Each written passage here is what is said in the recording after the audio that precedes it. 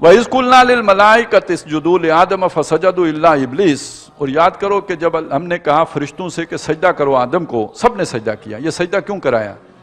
دیکھیں یہ دنیا ہمارے سامنے تو یہ ہے نا کہ یہ آم کا درخت بن گیا، ہمارے سامنے یہ ہے کہ یہ گندم اگ آئی، اس سب کے پیچھے اگر آپ دیکھیں جو ہمیں نظر نہیں آتا، جو ہمیں قرآن بتائے گا، حدیثوں میں معلوم ہوگا کہ یہ سارا اللہ کے اذن سے ہو رہا ہے۔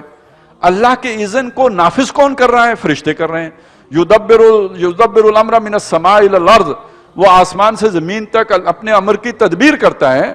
تو جیسے حکومت کے کام سول بیوروکریسی کر رہی ہوتی ہے، انتظامیہ کر رہی ہوتی ہے، اسی طرح اللہ کے کام فرشتے کر رہے ہوتے ہیں۔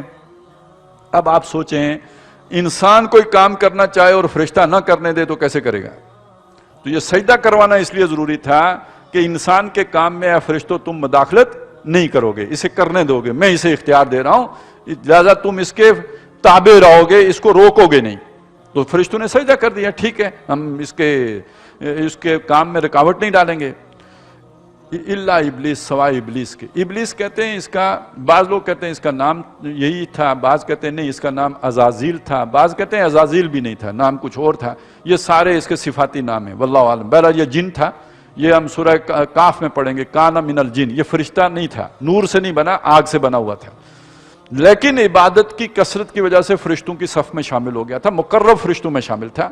تو جب سجدے کا حکم ہوا تو اس کو بھی ہو گیا، اور یہ اکڑ گیا، اس نے نہیں کیا، ابا، اس نے انکار کیا، واستکبر، اور گھمنڈ کیا، وکان من الکافرین۔